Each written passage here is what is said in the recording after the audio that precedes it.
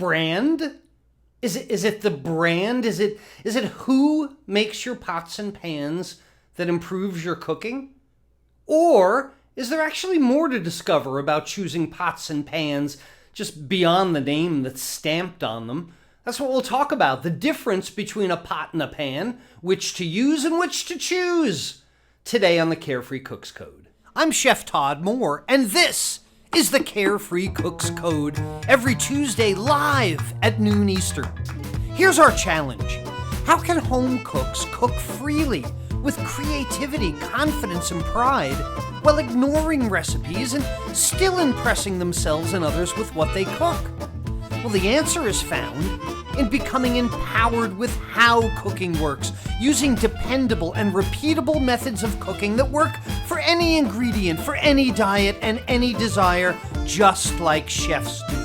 And we'll know we've cracked it when everyone sees cooking as an exciting and rewarding way to improve their relationships, their lifestyles, and their health through better food and cooking. This is the Carefree Cooks Code. Hey, welcome back to the Carefree Cooks Code, everyone. You know we're live every Tuesday at noon Eastern, and if you've missed any of the past episodes, you should go to my Facebook page and click on videos. You see all the archives there. You could also go to YouTube. There's about 500 free videos on my YouTube page. Now you can go see me on Instagram as well. I'm posting what I cooked for dinner and how I did it. That's the most important part. What's this? Oh, that's the chilaquiles from Saturday. If you missed the Saturday live cooking and saw this, the chilaquiles, go see that again. How do I do it? How do we all do it? It's amazing. We're a community. We're a movement is what we are. We're the Carefree Cooks. We go around just creating our own recipes. It's insane. This brings friends and family toward you. You wind up learning every time you cook instead of following someone's written instructions. You create your own cooking style because you're using pro methods and you wind up loving your cooking, and that's what it's all about. Look, I'm going to get right to the point, okay? I'm going to get right to it right up front. You do not need to spend a lot of money on pots and pans to be a carefree cook who is really proud of what they make. You don't need to spend a lot of money on golf clubs to play golf great, you know? You don't need to have the rarest guitar to play excellent music. You don't need the most expensive I don't even know if they make mink brushes, you know, to paint with. Because it's all about how you express your art, how you apply that skill that makes it really so special. It has nothing to do with the amount of money that you spend on tools. I mean, come on, have you seen Willie Nelson's guitar? Have you seen this ratty guitar that he plays with? This is Trigger. It's got a hole in it. If Willie can play with that guitar, you can make great food out of any pans you want. But I'm going to tell you maybe what to look for today. First, of course, we have a true or a false. Tell me in the comment section below, true or false to this statement. And I'll try and say it straight face. Cooking in aluminum increases your chances of getting Alzheimer's disease. True or false in the box below? Yeah, we're going to go there again. True or false below? Look, it just drives me nuts. All right, the reason I want to put out good information today, because when I see TV commercials that shows you these pots and pans that make it seem like if you only had this pan, then you would magically also have the skills that you would need to know how to use the pan. That's not normally the way it works. You normally get the skills first and then use the pan, but these commercials make it seem like all of cooking is about what pan you have. And, you know, I hope it's really obvious to everyone that it's not the pan that makes you really proud of your cooking, because if that were the case, I'd be selling pans. Forget all about this teaching the whole world a new way to cook stuff. Yeah, all the stuff that I've been preaching about for about a dozen years, it's so hard. Do you know how hard this is, what I've been doing? If I could just sell some pans, we could just cut to it, right? Wouldn't that be great? Wouldn't it be great if all you had to do was buy a certain pan, a specific gadget, get yourself an Insta Stick or a sous vide air fryer, and you would never have to worry about actually developing your skills in cooking? You know? When I was a kid, I was a caddy. I worked as a caddy, a golf caddy, at the Shinnecock Hills Golf Club in Southampton, New York. This is a famed place. This is a temple of golf, Shinnecock Hills. I had no idea what it was. I grew up there. It was just a golf club, you know? I didn't know how good I had it, but I started to develop an interest in golf because of this. But you know what? I had no golf clubs. Caddying during the day, no golf clubs afterward. And this is no exaggeration, okay? This is an absolutely true story. It's not a fable. I built my first golf club, okay? We didn't have a lot of money. I found a block of wood. It's like a square 2x4. I drilled a hole in it at an angle. I glued a bamboo stick to it, wrapped it with tape on the end, and I had my first golf club. And I would hit the golf balls. I'd pick the golf balls up off the range, and I would actually swim in the ponds as a kid and pull the golf balls out and sell them back to the golf club. That's how ingenious I was then. But I would take some of these golf balls and I would hit them out into the water in front of my house with my handmade club, and then I'd go snorkeling and pull them back out. Fun, right? Well, anyway, look, that's not the point. I got really good with this handmade block of wood club. I got used to it, you know? It was the worst golf club in the entire world, but I could hit a golf ball with it. Well, one day my mom comes home with a random 5-iron that she picked up at a garage sale. It was a real golf club, a real metal golf club. And I was so excited. My goodness, I finally have a real metal golf club. You know what? Couldn't hit the ball for crap. The real club, I could not hit the ball with. I couldn't wait to get back to my block of wood. It took me like another week to relearn golf as it was, to relearn how to use this real golf club. And I'm not sure if my golf game has ever gotten any better since my handmade club. I think it was all downhill from there, you know? And I've owned a few sets of golf clubs since then, each more expensive than the previous as I had a little income, you know? But none of those golf clubs helped my golf game by themselves. With each new set of clubs, I focused on the techniques. I looked at the methods that can be applied to any golf club for the greatest golfer or the worst golfer. Okay, I don't need to belabor this. I think you get my point here. You don't need a $200 pan to cook well. That's just really not the way it works. I mean, if you want one, that's great. You should be very proud of them, you know? Add it to your collection. Make sure you learn how to use it. I'm not saying the $200 pans are inherently bad. You just don't need to have one. You can play golf with a block of wood and a bamboo stick. It's unbelievable, you know? So rather than talk about the brand names and stuff, let's talk about what the pots and pans are made of. And this might help you make a better decision as to which are the best results for you. Because the people that keep asking me, what is the best pot and pan?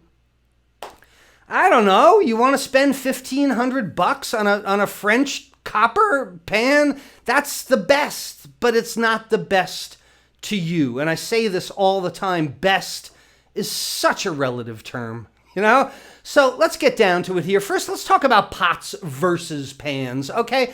Pots are straight-sided generally. They don't have sloped sides. Pots generally have 2 handles where pans have 1 handle. But here's the thing. Pots are categorized by volume, okay? You get a 1-quart pan, a 3-quart pan, a 5-quart pan. And I think they're done the world over. Like even in European countries, you don't buy a liter pan. Well, pardon, it has both measurements on it, but generally, you use stocks for moist cooking methods, for pots for moist cooking methods, for stocks, for soups, for liquids, things like that. Now, pans are generally slope-sided. They're round, they're shallow. slope-sided saute pan so you can toss things around, straight-sided braising pan to catch moisture in braising. That's another story, but generally they have one handle, not two. And here's the difference. A pan is usually categorized by its diameter, okay? It's width in that regard. And pans, pans aren't that much different in shape. Sauce pots correctly are taller, but saute pans or braising pans usually are 2 inches deep or 4 inches deep. You don't get a braising pan that's like 8 or 10 inches deep. It looks like the old cartoons where you'd cook someone on a desert island. It's just too big. So the idea with these braising pans is that they're wide for a large amount of contact with the heat and the ability to reduce sauces, large amount of contact with the air. A pot, like a sauce pot, is long and tall for the exact opposite. You don't want the evaporation. You want a smaller contact with the heat so that you get a convection of the liquid. They're designed this way. This is the whole idea. So you buy a pot by volume, you buy a pan by diameter, and of course, these are generally used for stovetop conductive cooking methods. Okay, so you need both for sure because you're going to do moist cooking methods and you're going to do dry cooking methods. You're going to do convective cooking methods, and you're going to do conductive cooking methods. Anything that you can cook anywhere. This is Web Cooking Classes Week 1. Convective, conductive, indirect, direct, dry, moist. Dictates everything in cooking, right? But the other thing to think about in this is the construction materials of your pots and pans. And this is where you should really pay attention. I mean, this is what's going to dictate what pots and pans you look for because of what they're made out of, and what they're made out of is going to dictate what you use them for. You get the idea? So let's talk about copper pans. If you're going to do a lot of chocolate work, they're great for chocolate because they hold such a consistent temperature. They are excellent conductors of heat. That means they take on the heat so quickly, so immediately, so evenly. I mean, even stainless steel and aluminum pans often have copper on the bottom for the even heating. But here's the problem. They're caustic. They dent. They rust. They're really expensive as well. It's a very delicate pan that probably looks better hanging from the pan rack than it does in your kitchen because they will take a beating and they dent and they rust and they react, like I said, with caustic materials.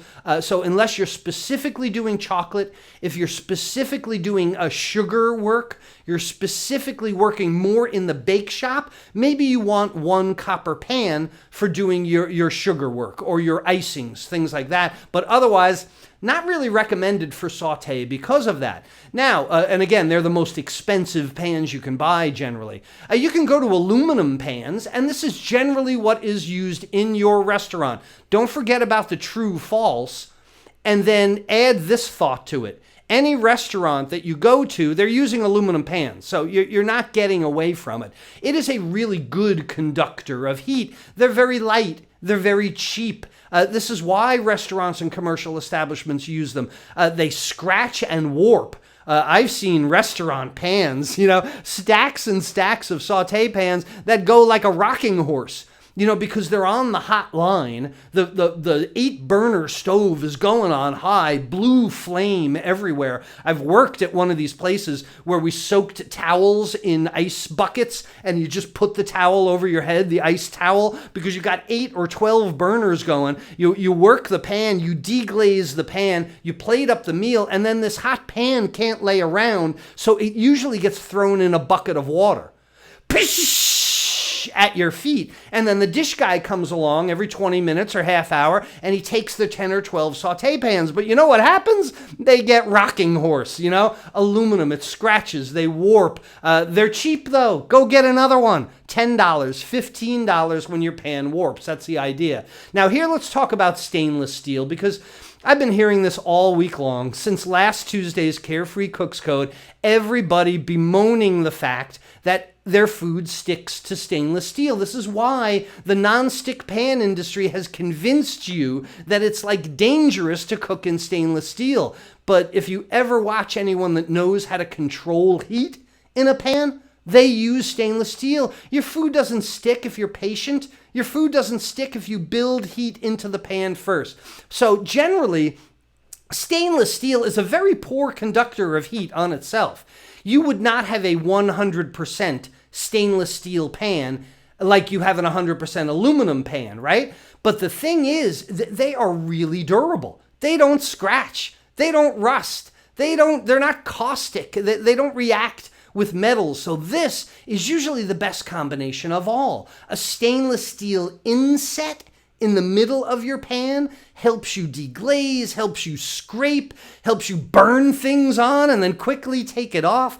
They don't have ridges in them where it becomes potentially unsafe, but what it does have underneath the pan where the heat is usually a composite foot. And this is what I recommend people look for, regardless of the brand. Every brand has the construction such and such. I look for a little foot on the bottom of the pan and then read what is in that foot.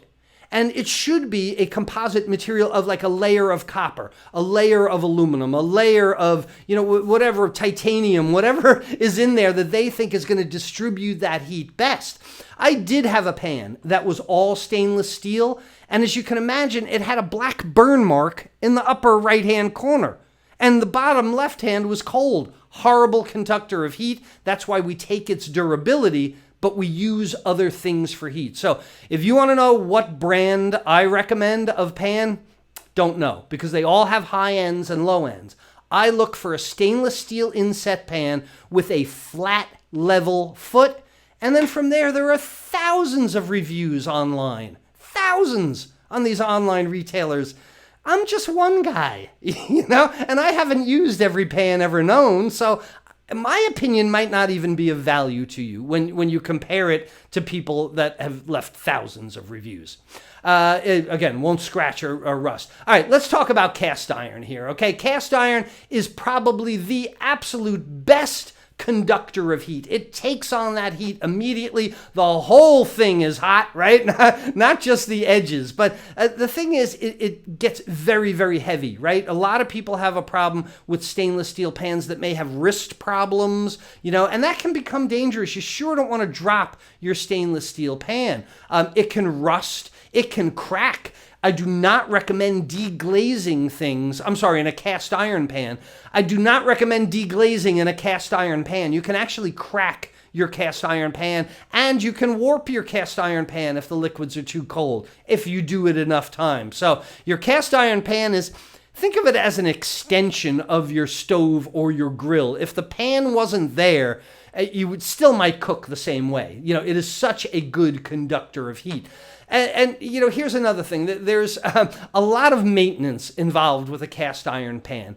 And we'll talk about this again in a minute. My cast iron pan never touches water, okay? I no longer use it that much. That's a whole nother story.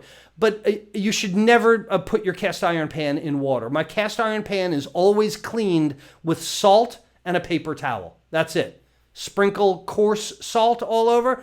Let it absorb any heat, wipe it out, ready to go the next time, okay? We're going to talk more about that in a minute, but let's keep going about construction materials because the next is glass. Now, glass obviously can break, so you don't want a saute pan out of glass. And glass, the thing about glass is it conducts heat very badly. It takes on heat badly. That's why you don't want a glass saute pan, but it retains the heat very well. This is why most of your baking dishes or your casserole dishes are made of glass and not stainless steel. Have you ever seen a stainless steel baking dish? No, it's a terrible conductor of heat. It takes on the heat badly. It retains the heat badly. You wouldn't want that sitting on your buffet, but a glass dish retains heat. That's its advantage, but not conducts heat. Of course, it's non-reactive, right? You don't have to worry about juices or anything, but it's very fragile in the kitchen. And in a commercial kitchen, they do not allow you to have glass anything in your commercial kitchen. If it's smashed and the glass flies everywhere and winds up in the food, No good. No good. Okay, let's go. Oh, yeah, it can chip and shatter. All right, let's move on to ceramics. Ceramics are good. They're halfway between glass and metal, and a lot of times what you get is a metal pan coated in ceramic. They conduct heat very well. They retain heat very well. This is why these pans go from the oven to buffet. They're really good for baking. They're really good for casseroles. They also are non-reactive, but the problem with these enamel pans, they chip really easily, right? They can chip, they can crack, they can't take a direct flame. A glass pan can sit on a warming dish or even on a direct flame, but enamel can't. And the thing that always concerns me, just like the non-stick pans, the thing that always concerns me is if you notice that your enamel is chipped, where do you think it went? Glum. Yeah, you ate it. So yeah, I don't use those enamel pans at all. Okay, not recommended, right? Enamel can chip. It encourages bacteria growth as well. When you get a chip in there, bacteria can get under it. You've also got bonding chemicals in a enamel pan, and I just don't like the whole idea. I don't need them. All right, let's move on to the non-sticks, the Teflons, the Silverstones, the anodized aluminum, and so on. All of them, like I said, aluminum, poor conductors of heat. They're not very good pans. You know, they just don't take on heat as well. When you learn how to control the heat, you're going to love your stainless steel pan. These are usually made from aluminum.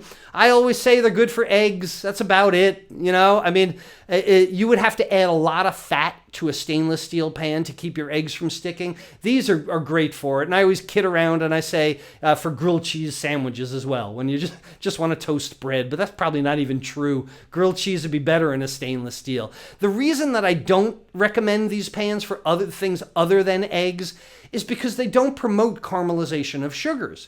If nothing sticks to them, then you don't have those nice brown bits in the bottom of the pan that you deglaze and, you know, you thicken and you reduce and I mean, that's all the fun of doing saute, right? Like, what a disappointment to go through 7 of the 9 steps of the basic saute method and not have your fond. And look down and go, well, what am I going to do now? Where's my sauce? Right? It's just nothing but fat floating around there. Doesn't promote fond, not good for saute. I don't recommend them for anything other than eggs. All right, so let's talk about what you need. This is what everybody wants to know. Have fun researching all the brands, okay? I won't even mention them. You can see in my videos what my pans are. They were a gift, so I can't even say like I went out and got those pans because of something. They were a gift. I accepted the gift. Thank you, Mom. I appreciate them, and I've been using them for 5 years or so. But here's what you need. Go find the brand that's right for you. Subscribe to Consumer Reports. Read the thousands of reviews online. Ask a friend that has them, whatever you might be, but I'm not the sole source. But find yourself a 10 to 12-inch saute pan. I think it should be stainless steel inset with a composite metal foot.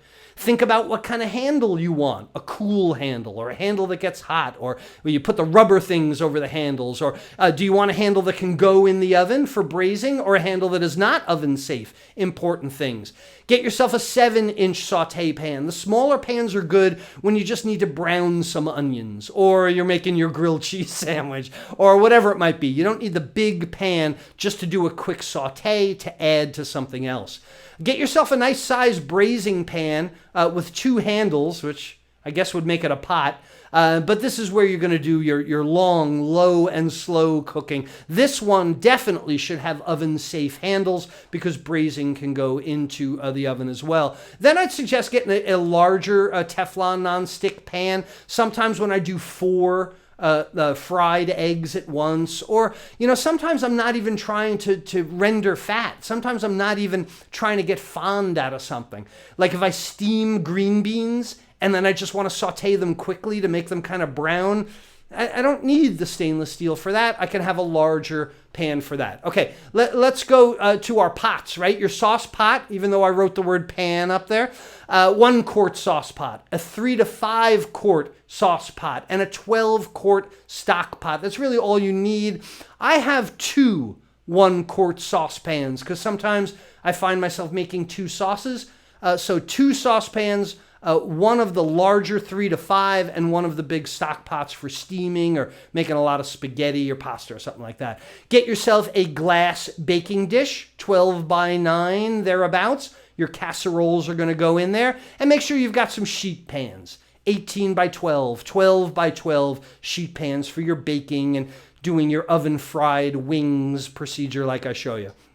A pasta steamer, a pasta maker with an inset. So much easier to just like lift your pasta out than having to pour it in the sink and potentially scald yourself. And you guys have seen my asparagus steamer. I love that thing. A vegetable steamer with a strainer, same type of thing for your vegetables. So I'm always just lifting my steamed vegetables out, testing them. Oh, not done? I can put them back in rather than, oh my goodness, I just poured all the water down the drain, and my vegetables aren't even done. All right, and let me quickly answer some other questions. When it comes to cleaning them, you start with not putting them away dirty. That's the best way.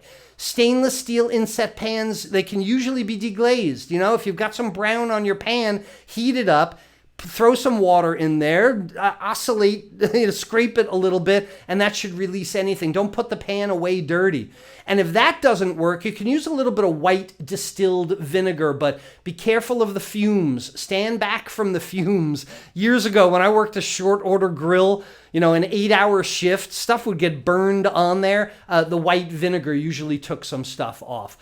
People ask me all the time, how do you keep your pans looking so nice, Chef Todd? Well, I prefer a scouring powder. I use a thing called, I prefer a scouring powder.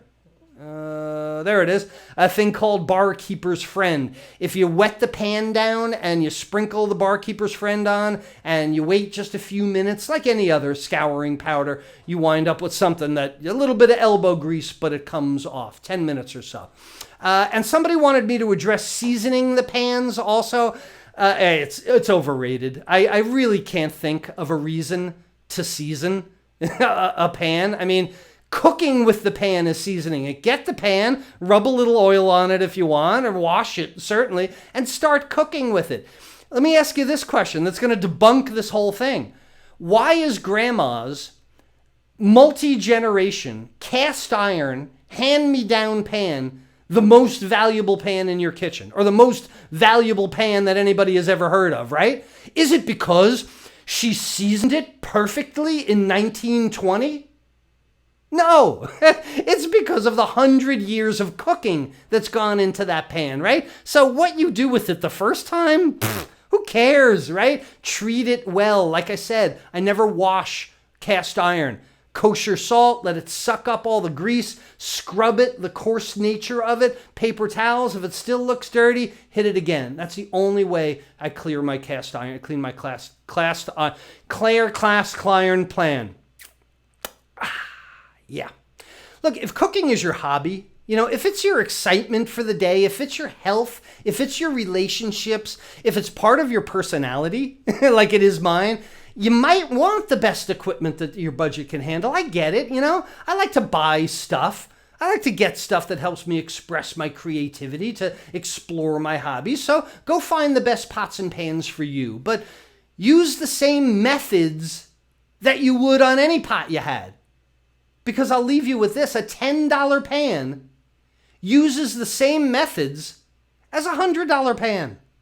Doesn't change, right? Hey, this is great. I've been loving it. We are spending so much time together lately. It's so cool. And I promised you about 8 weeks ago that I'd be there to support you through all this. But look, it's not over yet. I'll tell you my personal opinion. No matter what they tell me I can do, I'm still smart enough to know what I should do. I'm staying home. I'm staying inside. And now I'm increasing my commitment to the Carefree Cooks community. Here, I want to talk about the live schedule for the next week. I keep spoiling that. Let's talk about the live schedule for coming up. Carefree Cooks Code every Tuesday at noon Eastern. Then we're going to do casual cooking Thursdays about 6:30 p.m. Then we're going to do more live cooking together every Saturday at noon or 3 p.m., depending on what I'm cooking, sometimes brunch items. And now, I'm proud to announce and show you the graphic for the third time that I'm increasing my live cooking class commitment a full 25%. Because considering the thousands of Carefree cooks that we've added to our community in just the last few weeks, I really want to do everything I can to get you started quickly and easily with your new lifetime membership in web cooking classes. And I'm proud to announce that now, bi-weekly, all right, here it is, bi-weekly, every other week, I'm going to be live on Wednesdays at 3 p.m. in what I'm calling the web cooking classes Carefree Cooks Study Hall. 2 Wednesdays each month, I'm going to pick one of the 48 web cooking classes lessons, and we're going to go over it live together on Facebook. And the best news is, this all starts tomorrow. All right? Tomorrow, we start Study Hall for the members of the Carefree Cooks community. I'll be posting a link in just a few hours, so now this is only for current lifetime members of web cooking classes because it's going to be held inside the Carefree Cooks community. You got to be a member to see these new bi-weekly broadcasts. This is where I'm going to help you, guide you through the web cooking classes curriculum live together on Facebook. So now that's four days a week that we are going to be live together. All right, let's get to the true or false here. This runs all over me all the time. False, false, false. This has been disproven so many times. The original medical paper that was written was debunked. The guy admitted that it was wrong. Everything is wrong about this. And this goes back to the 1970s. It's just not true. Do your own research on it if you think. Get yourself an aluminum pan. It's just fine. Your restaurants were cooking in them. I told you that before. More news for you. I want you to know that Chef Jose Andres would like to thank everyone again, everyone who's invested in their own cooking journey this month, because every purchase that you've made enables us to make a donation to World Central Kitchen, where the chef is feeding the world during this pandemic. This guy is unbelievable. I am not celebrity chef impressed at all. This guy is a god. You know, if you want to help him out, go to wck.org and look for the donate button there. You've already helped him. Thank you. But you can help even more. wck.org, look for the donate button. And if you want to help someone else on their own, a lot of messages today, on their own culinary journey, be able to cook any ingredient for any diet or any desire in any style, no matter what pots and pans you own, then you should get my free guidebook, The 5 Forks to Carefree Cooking, and it'll show you the way. You can download your own copy right now if you go to 5forksguide.com. So until next Tuesday, where we work again toward breaking the Carefree Cooks code, this is Chef Todd Moore reminding you that there's a method to your cooking success. Bye-bye, everyone.